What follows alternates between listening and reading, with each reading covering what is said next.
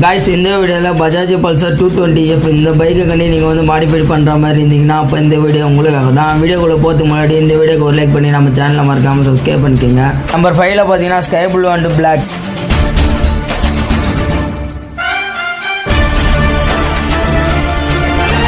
Number 4ல் பார்த்தீங்கன்னா black and red.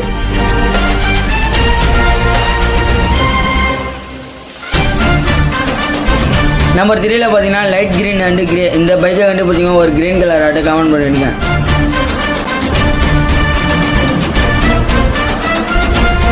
Number 2ல் பார்த்தீங்கன்னா வயலட் அண்டு ஒயிட்.